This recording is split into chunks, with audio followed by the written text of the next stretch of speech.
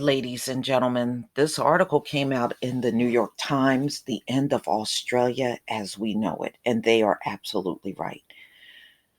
You know, this fire, and the thing is, when I go through the articles, there are some that said the fire started in September of 2019, and some say October. So we know it's around fall, our time, when this whole thing broke out and just got out of control. Now, there are parts of Australia where the fire was extinguished, but they are under floodwaters right now. So it just seems like they can't get a break in Australia. And they're right. Things are never going to be the same in this location again. They lost a lot of tourism and money. People have lost homes. It wiped out a big, huge part of the animal life. And it just seems like the plagues just won't stop coming for Australia. It is just coming right. They're just stockpiling on each other at this point. So, February 15th, 2020, I want to take you down to this part of the article.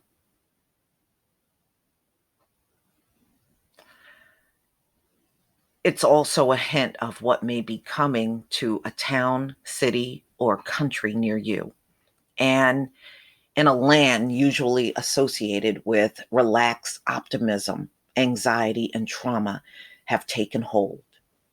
A recent Australian Institute survey found that, listen to this, 57% of Australians have been directly affected by the bushfires or their smoke. That's more than half of that entire area. Wow. Y'all, that's just mind-boggling. Now, in New South Wales, ladies and gentlemen, they had got hit with heavy rain and flooding. So the fire is out in that area, but it's still raging on in other parts of Australia. And, even after the fire is out at this point, they're still in a very dangerous situation because after the fire is over, that's where you get the landslides. And places that may have survived will be part of mudslides. And so that becomes a dangerous situation because the grounds are now heavily saturated. So it's almost like they're jumping from one frying pan to the next in Australia. And man, the loss has been great. I thought the fires here in the US were bad. And I remember when Alberta, Canada was on fire and it wiped out several towns. And then we had the fire in Paradise here in the US, and that whole town got wiped out. But this definitely well exceed those fires. You know, I don't think I've ever seen a fire this bad in my lifetime. This is definitely the worst. So a lot of people are very angry in Australia. And, I don't know why they keep bringing up climate change. Climate change did not cause this fire. Humans caused this fire. People caused the fire. But they keep talking about global warming and climate change in many of these articles that come out about Australia. I don't know. Maybe they're trying to shield this and make it seem like, well, it's really no one's fault. It's climate change. No, people went out there and did this. They did. This had nothing to do with climate change, you know? And it also is a clear sign of not taking responsibility. That's all this is. When you keep talking about climate change and it's human error that caused this whole thing, not climate change. But what do you expect, from these folks, And also, Australia is going through a low birth rate, just like they are in European countries and here in North America. They're going through it too.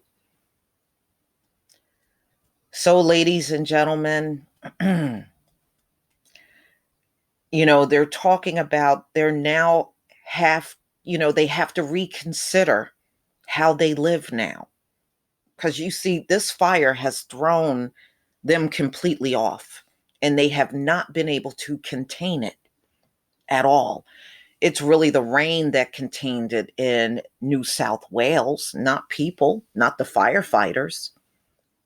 And that's probably what it's going to take in the other areas where the fire is still raging on. Now, yesterday I came across an article that said the winery, where they have the vineyards, is now on fire in Australia. So, they are stumbling towards new ways of living. Housing, holiday travel, work, leisure, food, and water are all being reconsidered. Yes, because you did not see this coming. You lost a million of your animal life.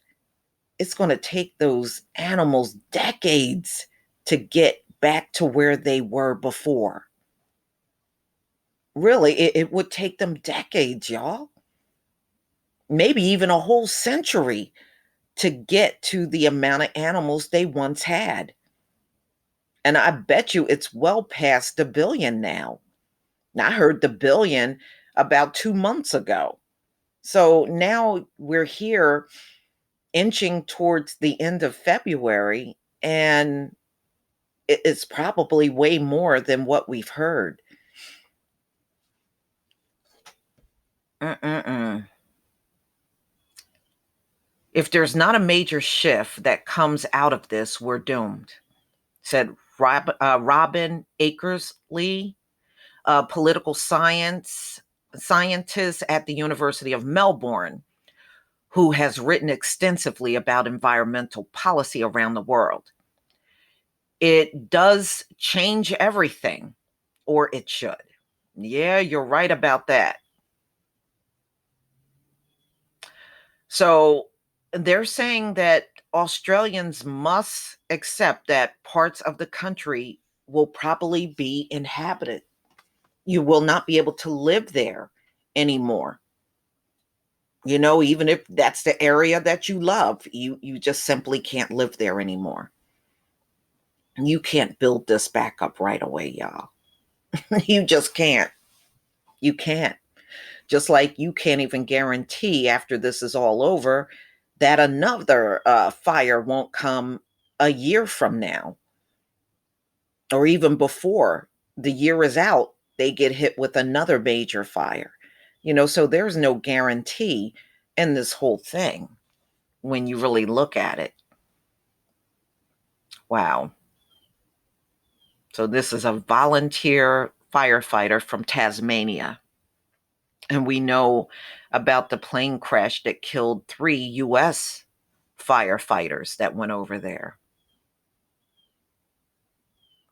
More specifically, she said, the economy needs to change, not just moving away from fossil fuels, a major export, but also from thirsty crops like rice and cotton. Building regulations will probably stiffen too, she said. Already there are signs of growing interest in designs that offer protections from bushfires, and regulators are looking at whether commercial properties need to be made more fireproof as well. So they were nowhere near prepared for something like this. And you know what? To be honest with you, neither is the US. If we had a fire where 57% of the country was impacted, America wouldn't be able to handle this either. You wouldn't. I mean, you can talk all the big shit that you want, but reality says you would not be prepared for this. And you're not going to be prepared for no major pandemic if that coronavirus continues to spread everywhere. You see how China is fumbling around. The US knows damn well they have not dealt with a big pandemic. Probably the last one was the Spanish flu. So how seasoned are you? And you got a virus where there's no cure for it and it spreads real easy. One person can spread it to several people without even showing signs that they have it. I mean, the things going on this earth is just mind-boggling. Wow. Mm-mm-mm. Climate change threatened heavy pillars of Australian identity, a life lived outdoors, an international role where the country punches above its weight, and an emphasis of egalitarianism that, according to some historians, is rooted in Australia's settlement by convicts. Remember, it was a prison colony that started this, what they call Australia. But the Aborigines, actually, ladies and gentlemen, you know how long the Aborigines were on that land? I was looking at the history of Australia, and the Aborigines have been there for 47,000 years. 47,000 years before the first Europeans showed up and killed and robbed these people out of their land. You know, you are never, ever going to have it completely good on stolen land. I'm just saying, you're just not. Since the fire started, tens of millions of acres have been incinerated in areas that are deeply connected to the national psyche. If you're American, imagine Cape Cod, Michigan, Upper Peninsula, the Siberian Nevadas, and California's Pacific coast, all rolled into one and burned. Yeah, they wouldn't be able to handle it here. They wouldn't. Mm-mm. Okay, they wouldn't. So I can see how America could easily fall apart from something like this. These are funerals from, victims that fell to the virus, y'all.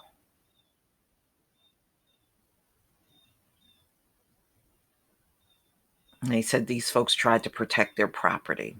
It's not even worth it. You can't beat no infernal like that in Australia. The best thing for you to do is evacuate and get your behind out of there. You're not going to beat no fire of this magnitude. I don't care what you do, you know? And that's how a lot of fatalities happen when you have people that refuse to leave and they're trying to cling on to homes. And sometimes you just got to let this stuff go and save your life. Plain and simple. So, y'all, they're going to be talking about this fire for years to come. They really are. That's how bad this was. But, y'all, please tell me what you think. This is one of many tragedies to come this year. And I have never seen so many tragedies happen so early in the year in my life. You can definitely tell things are changing rapidly on this earth, for real. Please leave your comment and subscribe. Don't forget to hit on the notification, and I'll see you on the next video. Peace, family.